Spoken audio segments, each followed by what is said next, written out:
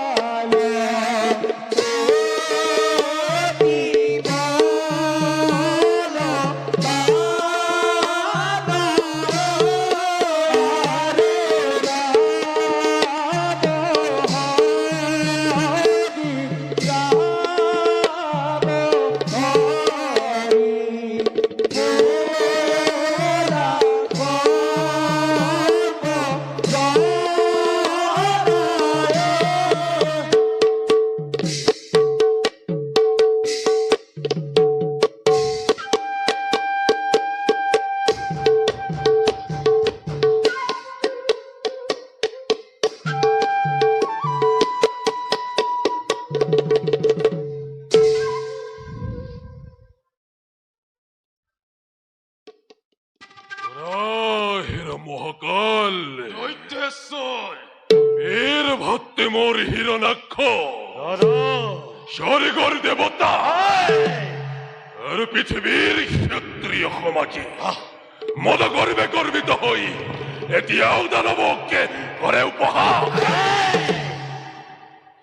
অদিতির গর্ভজাত অহংকারী দেবতা সমাজে রাজ্য বর্বর বলি হীন বলি নেশ বলি চিরকাল ফিরাই আমার হিরণৈক্ষ নকর যদি হেতারে যজ্ঞ প্রতিকারে রব জানো কুলর গৌরব রব জানো দানবর শির পূজ্যা দৈত্যমাতা দেতের সম্মান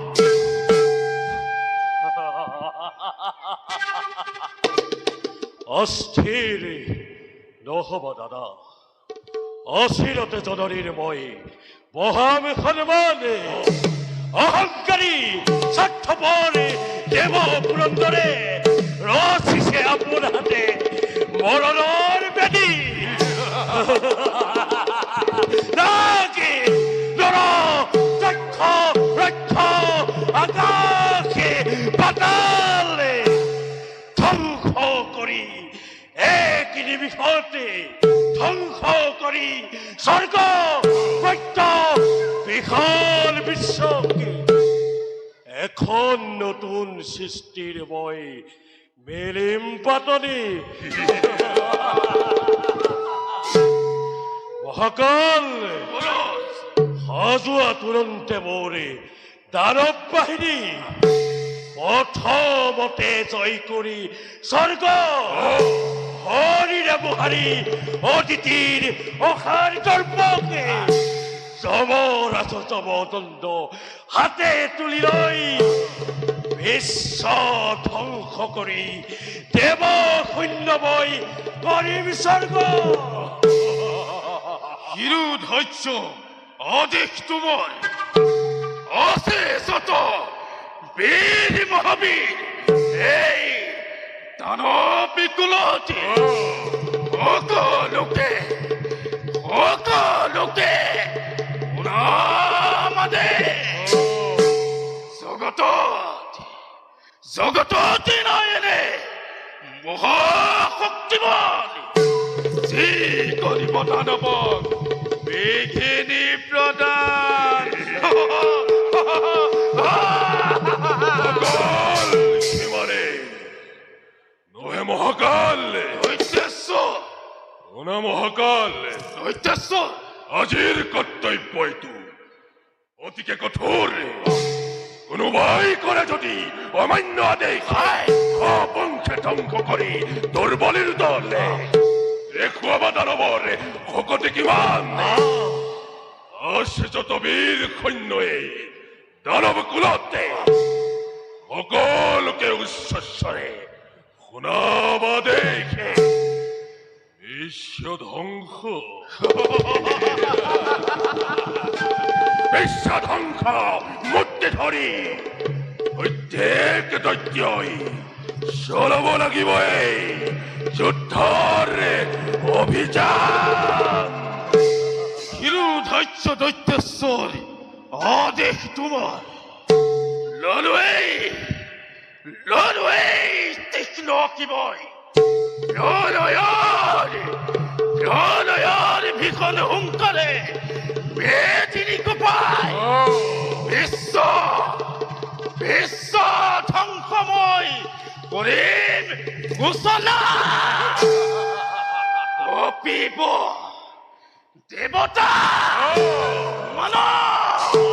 আকাশ মেদিনী সৃষ্টি হব মহা প্ৰলয়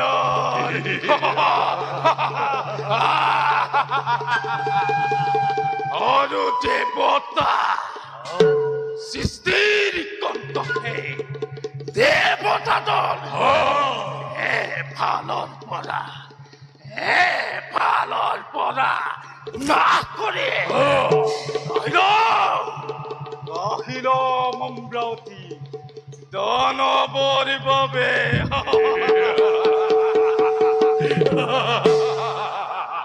দেৱতা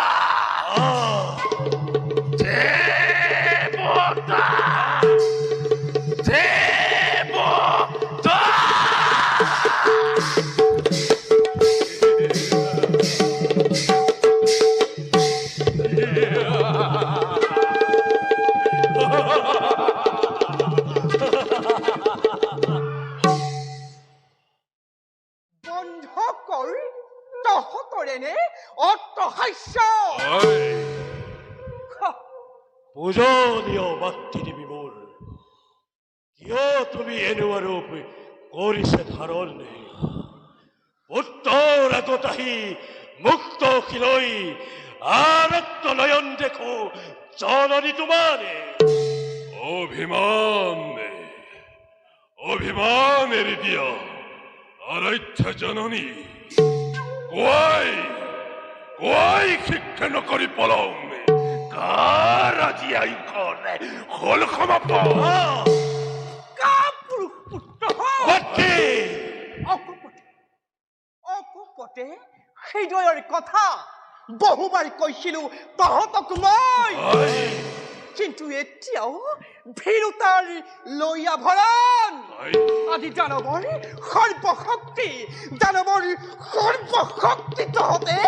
দৃশ্য বিখৰ্য হে শিৰপূজ্য মোৰে আৰাধ্য জননী ভাঙি পাতি কোৱা মাত্ৰে উদ্দেশ্য তোমাৰ নহে যদি সাধ্যৰতীতে পূৰ্ণ কৰিমি জননীৰ মনৰ কামনা পুনৰবাৰ কব লাগে মাতৃ পুনৰবাৰ কব লাগে যদি খুলখেৰ মোৰ অবুধ সন্তান অদিতিৰ পুত্ৰ আজি সৌ দেৱতা অদিতিৰ পুত্ৰ আজি সৌ দেৱতা সমাজে নিজকেই সৰ্বশ্ৰেষ্ঠ শক্তিমান বুলি আকাশতে জয় ধ্বনি কৰিছে সঘনে সৌ অপেশ্বৰী গণে আজি মংগল পুৰুলিৰ ধ্বনি কৰি মোক বাৰে বাৰে অট্টহাস্য কৰিছে পথৰে ভিক্ষাৰিণী বুলি আৰু সেইবাবেই নিতান্তই অসমৰ্থকে যদি দৈত্য মাতা নিজে গৈ হাতত তুলি লৈ অদিতিৰ ৰঙাতে যদি মই হাততে বোলাই দেখুৱামে জগতক আই। মই মোৰ শক্তি কিমান শান্ত হোৱা আৰাধ্য জননী অভাৱতে বাক্যবান হানি কৰি নকৰিবা দুগুণে উতলা প্ৰতিহিংসা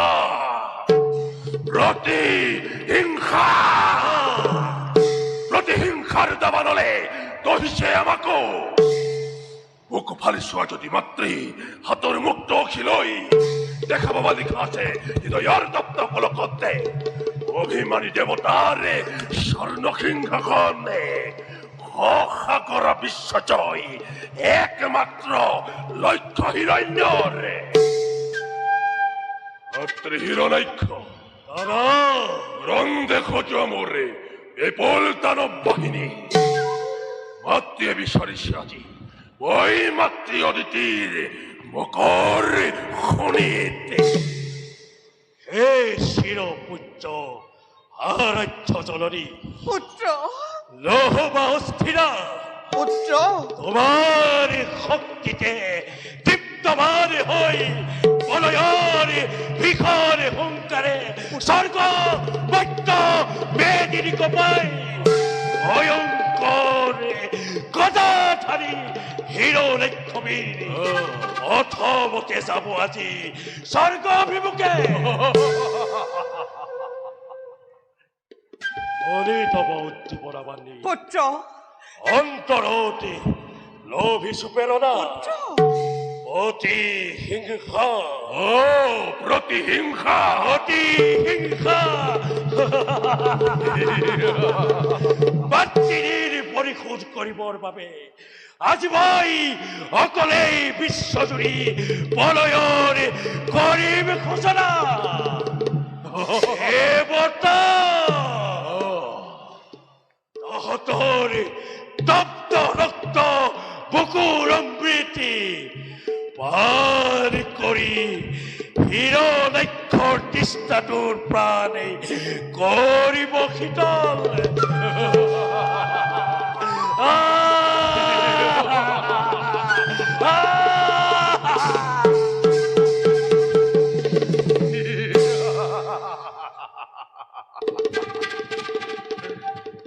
জ্যেষ্ঠ পুত্ৰ মোৰ হিৰণ্য কক্ষিপ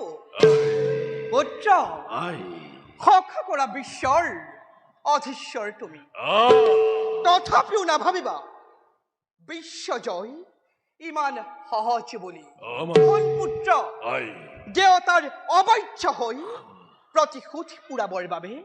লাগিব তোমাক কঠোৰ সাধনা পুত্ৰ আই এতিয়া মই আহো পুত্ৰ আই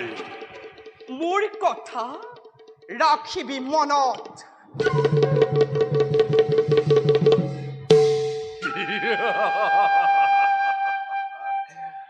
জননী রীতির আছে কোনোবাই কাহিনী শেষ করতুপনি দিনে রাত্রি হৃদয়তে প্রতিহিংসার দমন হলে জ্বলিছে কেবল ত্রিভুবন জয় হই যেদিন আহিব করি বীর ভাতৃ মোর হিরণাক্ষ এদিনা কিমান যে তৃপ্তি পাব জননী মোর মহাৰাজ মহাৰাজ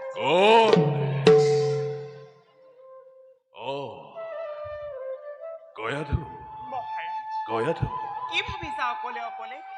কিবা হেতু তুমি বাৰু ইমান চিন্তিত আজি স্নেহৰ গয়াধু যাৰ জীৱন সংগিনী নাই তাৰ কোনো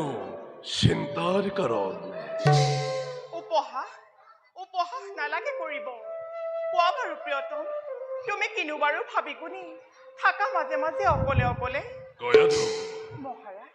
মাতৃহমে প্ৰিয় ভাতৃ গৌলে দিক বিজয়ৰ হেতু অহংকাৰী দেৱতাৰে প্ৰতিশোধ ল'বৰ বাবে মাতৃ আজি উন্মানিত প্ৰায় আৰু তাৰে কাৰণে আজি মই অতিকে চিন্তিত কি কলা মহাৰাজ বিশ্বজয় কামনা আজি দানৱ ৰাজৰ হয় গয়াধু মহাৰাজ মিনতিৰে জনাও দাসীয়ে যুদ্ধ যাত্ৰা কৰক বাৰণ অধৰ্মৰ এই অভিযানে দানৱৰ বীৰ শ্ৰেষ্ঠ দৈত্যৰাজনৰ জগতত আনিব কুখ্যাতি গয়াধৰ মহাৰাজ বন্ধ কৰি দিওঁ যদি এই অভিযান তুমি ভবা মতে আহিবনে দানৱৰে অসখ্যাতি ধৰা মহাৰাজ অপযশ কুখ্যাতি গ্লানিয়ে দানৱৰ যশ গৌৰৱত নিশ্চয় সানিব পাৰে কলংকৰ কালিবা ভুল ৰাণী ভুল জন্মলভী দৈত্যৰ কুলতে নোৱাৰে লভিব কেৱল সুখ্যাতি অৰ্জন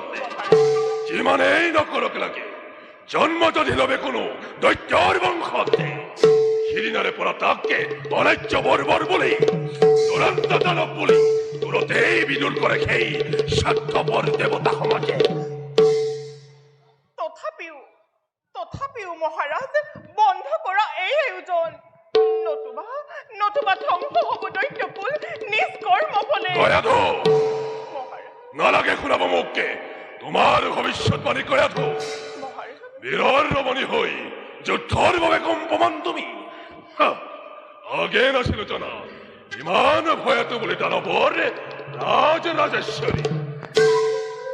ভুল তুমি নুবুজিবা মোক মহাৰাজ বীৰৰ ৰমণী হৈ যুদ্ধৰ নামত কাহানি হোৱা নাই কাতৰ